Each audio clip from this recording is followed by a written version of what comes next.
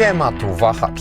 Mitsubishi bezkompromisowo podeszło do sprawy w przypadku nowego Outlandera, ponieważ mamy w nim tylko jeden układ napędowy, hybrydę plug-in o mocy ponad 300 koni, wyjściowe dobre wyposażenie i też wyjściowo cenę wyraźnie powyżej 200 000 złotych. Zobaczmy, jak taka strategia sprawdza się w przypadku flagowego SUV-a Japończyków. Przy czym egzemplarz, który ja będę pokazywał, bardziej oscyluje z ceną w okolicach 300 000, ponieważ należy do najbogatszej odmiany InStyle Plus. W konfiguratorze Outlandera mamy jednak aż 6 półek wyposażeniowych, zatem pomimo braku pojedynczych opcji możliwych do dokupywania ekstra, można w miarę precyzyjnie wybrać poziom dodatków odpowiedni dla konkretnego portfela. Niemniej jednak wciąż mówimy tutaj o kwocie za samochód bez rabatów startującej od okolic 250 000 złotych, a testowany egzemplarz wyceniony został na 304 890 zł, a po upuście w cenniku widnieje za 279 890 zł. Za te pieniądze dostaje się samochód mający 472 cm długości i 186 cm szerokości, o ładnie moim zdaniem prezentującym się nadwoziu. Japończycy w ostatnich latach skupiali się na wprowadzaniu na rynek lekko przestylizowanych modeli Renault, a tutaj, chociaż konstrukcja zawiera elementy tym razem z Nissana X-Trail, możemy poczuć bardziej ducha Mitsubishi z dawniejszych czasów, ery poprzedniej generacji Outlandera czy ESX-a i z masywnym przodem oraz stonowanymi liniami nadwozia. Efekt końcowy moim zdaniem wypada dobrze tak po prostu i też dobrze jak na to, z czym mnie kojarzy się Mitsubishi. Pokazywany lakier wymaga dopłaty 4900 zł, 20-calowe felgi pojawiają się od środkowej wersji Intense, bazowo mamy 18. Kabina Outlandera ma dosyć prosty, ale jednocześnie ładny moim zdaniem projekt z postawieniem na poziome linie. Mamy tutaj ogólnie bardziej tradycyjne podejście do rozmieszczania elementów sterujących, czyli takie, którego spodziewałbym się po Mitsubishi, przy czym też wynika ono z faktu, że większość z tych elementów na kierownicy czy na konsoli centralnej została przeniesiona z Nissanów, ale trudno jest mi to traktować jako realną wadę. Pozytywne wrażenie robi również jakość wykonania. Po części jest to zasługa wersji wyposażeniowej egzemplarza testowego, bo w topowej odmianie mamy brązowe skóry w sporych ilościach na desce rozdzielczej czy też drzwiach, co tworzy tutaj wrażenie pewnej ekskluzywności. Poza tym mamy standardowy poziom, pod szyb jest miękkie i dobrze wygląda. Tutaj jest minus, ponieważ w najwyższych partiach na drzwiach powinno być również miękko, a mamy gorzej prezentujący się plastik. W niższych częściach są również twarde tworzywa, ale one mało zwracają uwagę. Zwrócić uwagę za to może ten fragment połyskujący, który długoterminowo może łapać zarysowania. Na szczęście jest to jedyny taki połyskujący bardziej element w tym samochodzie, chociażby te srebrne wstawki wyglądają ładnie. Nie mam też zastrzeżeń do wykonania detali czy spasowania. Ogólnie jakościowo jest tutaj naprawdę dobrze, z minusem pokazywanym na drzwiach. Przejdźmy teraz do omówienia układu napędowego. Wspominana na wstępie moc wynosi dokładnie 306 koni mechanicznych i generowana jest z wolnosącego silnika benzynowego 2,4 litra, mającego samodzielnie 136 koni, który współpracuje z dwoma jednostkami elektrycznymi. Ta na przedniej osi ma 115 koni, a na tylnej 136 koni mechanicznych, co oznacza przy okazji, że w Outlanderze mamy napęd na 4 koła nazwany SAWC. Hybryda plug-in ma tutaj z grubsza 3 scenariusze pracy. Pierwszym jest oczywiście jazda w pełnym trybie elektrycznym, gdy w akumulatorach jest odpowiednia porcja energii. Drugim, gdy już baterie opustoszeją, jest praca szeregowa, gdzie benzyna służy jako generator energii dla silników elektrycznych, które to dopiero wprawiają koła w ruch. Ma to zapewnić optymalne warunki pracy spalinowca, nie powiązane aż tak bezpośrednio z obrotami kół. Ostatnim trybem jest równoległy i on występuje głównie w trakcie ostrego przyspieszania albo jazdy z wysokimi prędkościami, kiedy potrzeba pełni potencjału układu napędowego i wtedy wszystkie silniki wspólnie napędzają koła. Samochód oferuje też kilka trybów jazdy, część z nich jest typowo asfaltowa, a część przeznaczona do poruszania się po nieutwardzonej nawierzchni. Wybierając tryb Power, tak Outlander przyspieszy od 0 do setki.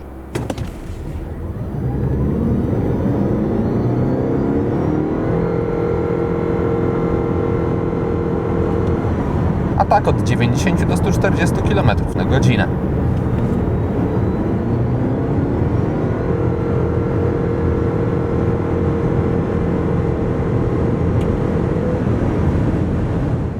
Na ustawieniach Power reakcje na wciskanie gazu się trochę wyostrzają, ale przyznam, że gdybym nie wiedział, to nie dałbym Outlanderowi ponad 300 koni. Dynamika jest tutaj oczywiście wystarczająca do normalnego i bezpiecznego podróżowania i mówię to również o trybie normal, ale na ślepo strzelałbym, że mamy tutaj jakieś do 200 koni mechanicznych do dyspozycji. Po części wynika to z charakterystyki układu napędowego, gdzie widać wyraźne preferowanie płynności i faktycznie bez względu na sposób operowania gazem nie pojawiają się żadne szarpnięcia. Również gdy benzyna jest odpalona, to płynnie wkręca się na obroty, a przepuszczanie energii przez silniki elektryczne jeszcze poprawia ten efekt. Zarazem jednak auto nie ma takiego punktowego, ostrzejszego kopnięcia, które przydałoby się na przykład podczas wyprzedzania. Na szczęście później sprawnie się rozpędza. Trzeba jednak brać to pod uwagę, bo patrząc na 300 koni w katalogu i później idąc do salonu na jazdę próbną, można się niemiło zaskoczyć. Silnik benzynowy ma dobrą kulturę pracy i podczas jazdy nie zwraca na siebie za bardzo uwagi, nawet pomimo tego, że podczas przyspieszania nie występuje to jakaś symulacja fizycznych biegów i obroty nieraz są na stałym poziomie. Układ hybrydowy nie jest też tak zaprogramowany, aby jadąc z grubsza ze stałą prędkością trzymać okresowo wyraźnie podwyższone obroty, aby doładować akumulatory, tylko pracuje bardziej neutralnie. Za to na postoju samochód czasami musi się podładować i wtedy silnik trzymany jest na monotonnych, wyższych obrotach i zwraca negatywnie na siebie uwagę, bo pomimo słusznej pojemności jest to jednak zwykła czterocylindrowa benzyna, która nie będzie brzmieć tak aksamitnie jak na przykład jakieś V6. Z kolei niestety już spokojnie z 6-cylindrowcami to, co znalazło się pod maską Outlandera, mogłoby konkurować pod kątem spalania, ponieważ po wyczerpaniu energii w akumulatorach na zwykłych drogach poza miastem komputer pokładowy pokazywał mi około 7,5-8 litrów na 100 km. Wjeżdżając na autostradę zrobiło się już 12,5 litra, a zwalniając do okolic 120 km na godzinę wyniki spadły do 11 litrów. W mieście z kolei osiągałem jakieś 8-9 litrów i są to fatalne wartości, biorąc pod uwagę, jaką dynamikę oferuje ten układ napędowy i też fakt, że w trasie zazwyczaj akumulatory będą jednak puste. Wynika to z faktu, że zasięg, który uzyskiwałem na prądzie podczas jazdy miejsko-podmiejskiej w testowanym modelu wynosił około 70 km przy warunkach letnich, podczas gdy Mitsubishi podaje w katalogu 86 km. Do codziennej jazdy i ładowania przez noc jest to rozsądna wartość, ale w dłuższych podróżach energia w akumulatorach mających 22,7 kWh skończy się prędzej niż później. Outlandera ładować można albo prądem zmiennym poprzez złącze typu drugiego z mocą do 3,3 kW, zatem rozczarowującą, bo liczyłbym chociaż na 7 kW i taką typową nastawioną na podpięcie na noc, bo ładowanie trwa około 7 godzin. Mamy tutaj także w standardzie możliwość korzystania z prądu stałego, co wypada pochwalić. Niestety zastosowano złącze Shademo, które staje się u nas coraz bardziej niszowe. Moc, którą można uzyskać, to znacznie lepiej wyglądające okolice 36 kW i ładowanie trwać ma około pół godziny. Pod kątem właściwości jezdnych Outlander wypada moim zdaniem dobrze, jeśli ktoś poszukuje wygodnego i relaksującego drogowego krążownika. Mamy tutaj wygładzony, ale dający dobrą pewność układ kierowniczy i typowo nastawiony na miękkość zawieszenia. Mogłoby pracować co prawda trochę ciszej, ale za to skutecznie tłumi nierówności i zapewnia naprawdę dobry komfort. Potęgowany jest on także przez wygodne fotele i solidne wyciszenie od szumów powietrza. Całościowo jazda testowanym Mitsubishi jest bardzo moim zdaniem przyjemna. Wrażenie psują jednak asystenci bezpieczeństwa. Monitoring uwagi kierowcy jest zdecydowanie zbyt wyczulony i zdarzało mu się pikać nawet gdy zmieniałem temperaturę w klimatyzacji albo patrzyłem chwilę na zegary. Też w dosyć losowych momentach informował mnie, że powinienem zrobić sobie przerwę. Dodatkowo zbyt agresywnie reaguje moim zdaniem asystent utrzymania pasa ruchu do stopnia, gdy jego ingerencja może wpłynąć negatywnie na bezpieczeństwo. Łącznie te systemy są źle zestrojone na poziomie, który trudno jest w dzisiejszych czasach gdzie indziej spotkać i jazda z nimi robi się naprawdę irytująca. Na szczęście można łatwo ustawić dedykowane ustawienia i szybko w menu wszystkie te rzeczy powyłączać.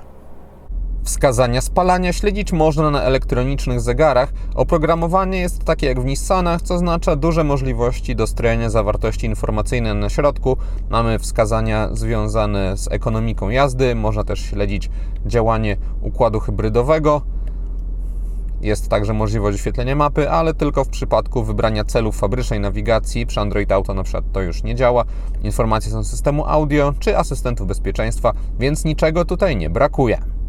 Dostrajać można również zawartość lewej tarczy. W tym menu mamy też ustawienia związane z innymi obszarami działania samochodu i to akurat oceniam na minus, ponieważ mamy w każdej wersji testowanego Mitsubishi duży ekran dotykowy na środku w standardzie i tam moim zdaniem zdecydowanie powinno to zostać przeniesione. Tutaj na przykład jest mniej miejsca, przez co te komunikaty muszą być ucinane. Na szczęście podział na kategorie jest tutaj rozsądny. No i też tych rzeczy zbyt często się nie zmienia, więc uważam to za niepotrzebne utrudnienie, ale też da się z tym żyć.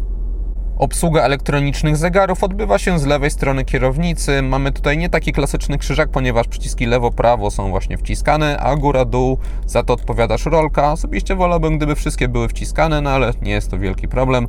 Z lewej strony mamy też przyciski odpowiadające za system audio, przycisk ze skrótami, a z prawej obsługuje się głównie asystentów bezpieczeństwa. Telefon, wygodnie jest to zaprojektowane. Żadnych zastrzeżeń nie mam też do panelu klimatyzacji, który jest w pełni fizyczny, ma duże, dobrze od siebie oddzielone przyciski. Wygodniej moim zdaniem się tego zaprojektować nie dało. W porządku wypada również system inforozrywki. Jego interfejs, trzeba przyznać, wygląda już wyraźnie przestarzale, ale pod kątem sposobu obsługi wciąż się on broni. Mamy chociażby personalizowalne ekrany domowe. Z lewej strony jest belka ze skrótami do najważniejszych modułów, można się po nich szybko przełączać. Jest także możliwość połączenia bezprzewodowego Android Auto i Apple CarPlay z zachowaniem tej belki, więc można szybko wejść do tego oprogramowania dostarczanego przez Nissana.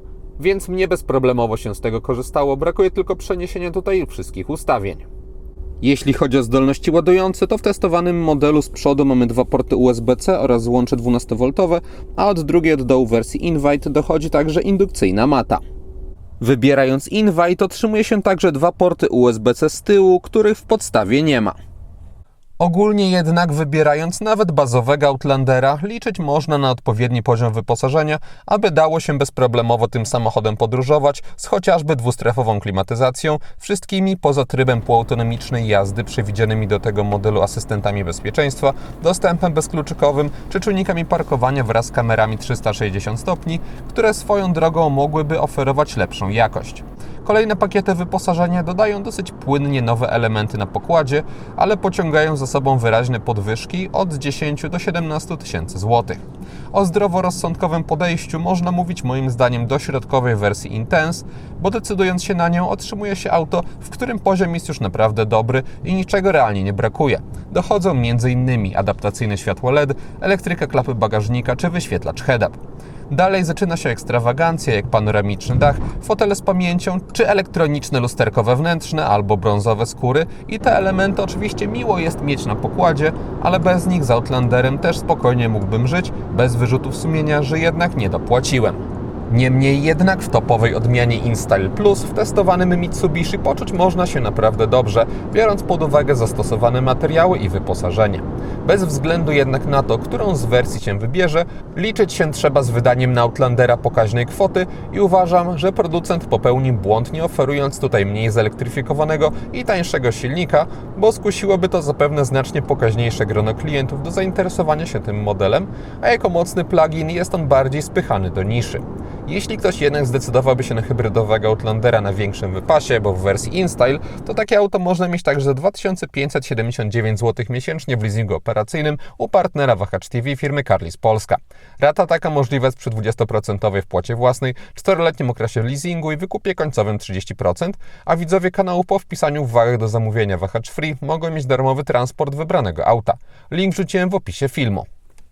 W ramach nastrojowego oświetlenia we wnętrzu Outlandera dostajemy jedynie LEDowe paski na drzwiach bez możliwości sterowania kolorem, co jest dosyć symboliczne tylko i brakuje tutaj bardziej rozproszonych źródeł światła w przestrzeniach nogi, czy też na tunelu środkowym, ponieważ jest tutaj dosyć ponuro, biorąc pod uwagę cenę samochodu, jakieś dodatkowe źródła światła nie oczekuję jakichś bardzo wyrazistych, bo to nie pasowałoby do charakteru tego samochodu, ale jakichś właśnie rozproszonych mi tutaj brakuje. Na szczęście instrumenty pokładowe podświetlone zostały na czytelny biały kolor, no i też wszystkie one doczekały się źródła światła. To znaczy prawie wszystkie, bo te od sterowania pamięcią foteli nie są podświetlone, ale jest to tak rzadko użytkowana funkcja, że nie uważam tego za realny problem. Powiedzmy, że wszystkie istotne przyciski przełączniki są podświetlone. Przednie światła Outlandera są wyraźnie oddzielone, tak jak miało to miejsce w modelach Mitsubishi sprzed kilku lat, które nie bazowały jeszcze na Renault. Na górze mamy smukłe segmenty do jazdy dziennej zintegrowane z dynamicznymi kierunkowskazami, a poniżej znacznie większe powierzchniowo sekcje główne. Kierunkowskazy w bocznych lusterkach wyglądają tak, Z tyłu mamy przyjemne jak dla mnie wypełnienie lamp, ale zarazem takie zwyczajne. Nie jest to coś, co mogłoby jakoś wyróżnić ten model po zmroku. Ogólnie jednak oświetlenie testowanego Mitsubishi wygląda moim zdaniem ok, prezentuje się odpowiednio nowocześnie i pasuje do stylistyki nadwozia. Adaptacyjne światła w Outlanderze mają za zadanie pionowe wycinanie fragmentów wiązki tak, aby nie oślepiać innych kierowców i aby zarazem maksymalizować doświetlanie pozostałych obszarów drogi. Ze swojego zadania wywiązują się według mnie bez zarzutu. Nie są to jakieś wyróżniające się zaawansowane światła pod kątem ilości niezależnych stref, ale też trochę ich jest i można wychwycić, jak pojedyncze pracują i co istotne, ta ilość jest wystarczająca, aby zapewnić odpowiednią precyzję tworzenia świetlnego tunelu. Też oprogramowanie samochodu nie miało problemów z wykrywaniem świateł innych pojazdów i nawet na dłuższych prostych się z tym nie spóźniało. Dodając do tego odpowiednią moc świecenia, dostaje się matrycowe LEDy trzymające dobry poziom, które wyraźnie poprawiają komfort podczas jazdy po zmroku i nie trzeba ich specjalnie pilnować. Na tylnej kanapie po ustawieniu przedniego fotela pod siebie na nogi mam taki spory zapas wolnej przestrzeni, nad głową też nie jest źle, panoramiczny dach tutaj wyraźnie obniża podsufitkę, ale później po jego końcu się ona wyraźnie podwyższa, a moja głowa naturalnie ląduje właśnie tutaj, gdzie jest już więcej przestrzeni i mam jeszcze taki margines, dopiero gdybym pochylił głowę, no to bym miał już kontakt włosami z tym elementem obniżonym. Tunel środkowy w testowanym modelu jest praktycznie wcale niewystający.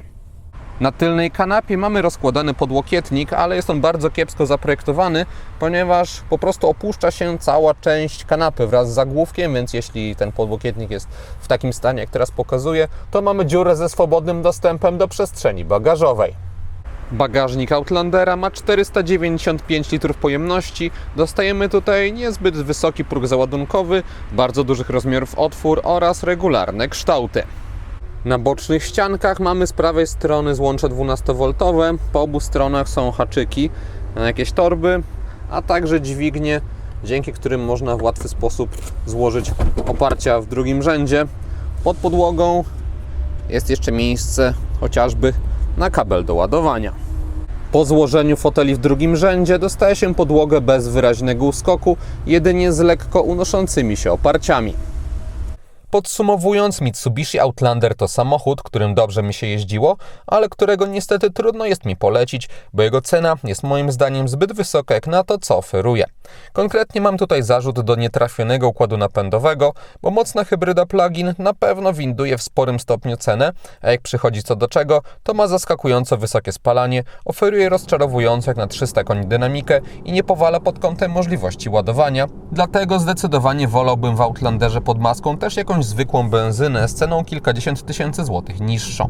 Bo jak już się wsiądzie do tego auta i ruszy, to jest to naprawdę przyjemny model, ponieważ mamy tutaj estetycznie wykonane wnętrze, prostą i bardziej tradycyjną obsługę, a także właściwości jezdne w sam raz dobrane do dużego SUV-a.